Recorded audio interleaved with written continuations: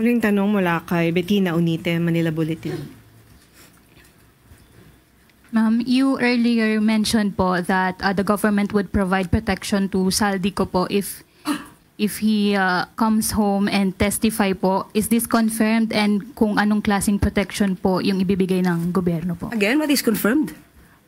Kung magbibigay ang gobyerno ng protection po if he comes home and testifies. Kahit naman po sinong Pilipino ang uuwi dito at sinasabing nanganganib ang kanilang buhay, bibigyan po ng protection ng gobyerno. At pati po ang Office of the Ombudsman sa ating pagkakadinig ay sinabing po proteksyonan po siya. Ivan Mayrina, GMA 7. Yusek, have you spoken to the President since last night nung nag-deliver po ng speech niya si Senator Amy?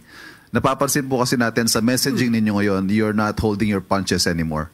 What do you mean I am not holding my punches anymore? Direkta nyo na pong kino-question ang mga aksyon ni Senator Amy, ang kanyang motibo. Ito ho ba ay may basbas ng Pangulo? Itong messaging ninyo, what you're saying to the public about Senator Amy Marcos? Ang mandato ko dito, hindi lamang maging tagapagsalita ng palasyo, kundi ang mandatong ibinigay sa akin ng Pangulo ay to counter fake news. So ang sinasabi po natin dito ay para malaman ng tao ano ba ang katotohanan. Kung hindi po tayo magsasalita, maliligaw ang kapwa natin Pilipino. Yes, nagkausap kami ng Pangulo. Pero kung anong pinag-usapan namin, hindi ko na po i-reveal sa inyo. Again, the question, ma'am. May basbas po ng Pangulo ang inyong messaging dito tungkol kay Senator Amy? Anong messaging po ba ang sinasabi? Madami na po ako sinabi. Yes, ma'am. Yeah, all of the things you said. Okay, muli, uulitin ko po, ang ating isa sa mandato ay to counter fake news. So lahat ng aking sinasabi dito, at ito ay para ma-counter ang fake news, lahat po yan ay may basbas mula sa Pangulo. Maraming salamat, Yusek. Tuesday New DZWB. Ma'am, pahabol lang ano po. Ang business group po, ECO, particularly si Ginoong Sergio Ortiz Luis Jr. ay tahasan na pong nagsalita na dismayado sila sa nangyayari ngayon. Nakakapirwisyo na raw po sa kanilang mga negosyo itong nangyayaring anomalya sa flood control projects, aligasyon sa Pangulo. Parang ang sinasabi po niya ay tapusin na yung ganitong mga kontrobersiya at ano raw po ang inaasahan nilang gagawin ng palasyo para itong mga ito ay hindi na makaabala sa takbo ng negosyo sa bansa. Totoo naman po. Ang mga ingay na to, nakaka-apekto po to sa ekonomiya. Pero ano po ang maaaring gawin? Isinisigaw ng ibang mga grupo. Dapat maging transparent. Dapat ipakita, isa publiko ang paghihiling ng ICI. Pero ang pagsasapubliko ng anumang hearing, nakakapagdulot ito sa pagpapagulo. Although nakikita natin ang katotohanan, pero nagiging issue siya everyday. At itong mga isyong ito ay nakaka-apekto sa ekonomiya. So paano pahihintuin to? Kapag ipinahinto na isa publiko ito, sasabihin naman ng mga nag-advocate ng freedom of expression and transparency and accountability, ay tinaktakpan ng gobyerno ang paghihiring. Tinatakpan ng gobyerno ang mga dapat na isiwalat. So, ang Pangulo, kung ano ang nararapat, gagawin niya. Hindi niya hahadlangan ang paghihiring, hindi niya hahadlangan ang managot, ang dapat na managot. At sana, maisip din ng mga kababayan natin, yung mga maiingay lamang, yung walang lihitimong adhikain, naaapektuhan po ang ekonomiya natin sa mga ingay ninyong walang kakwenta-kwenta.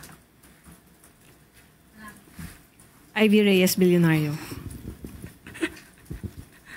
Hi, Yusek. Good afternoon, ma'am.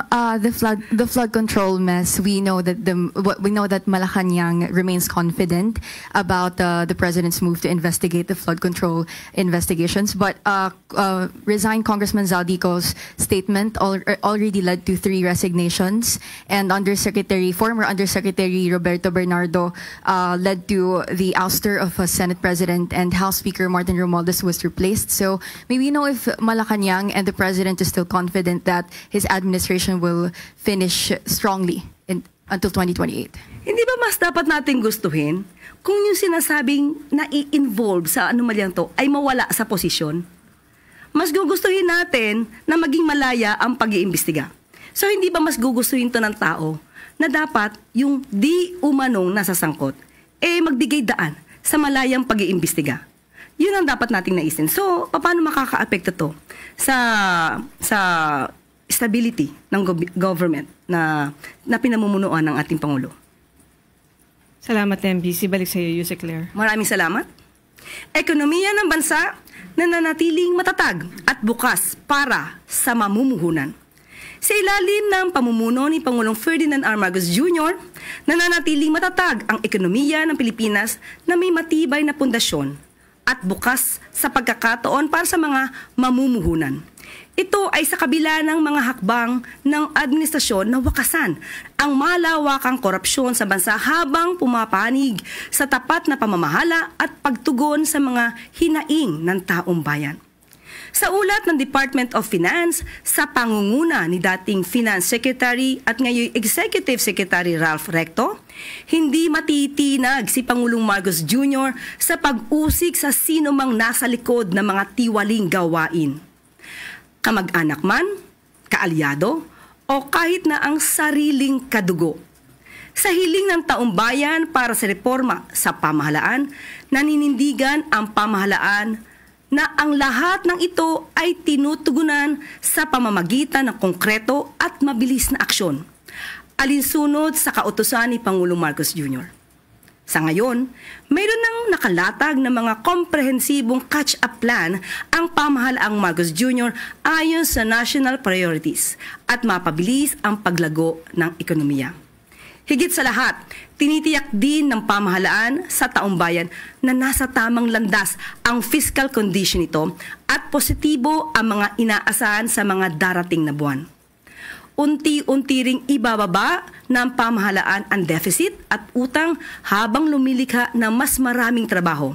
Tumataas ang kita ng mga Pilipino at mas marami pang aangat ang buhay.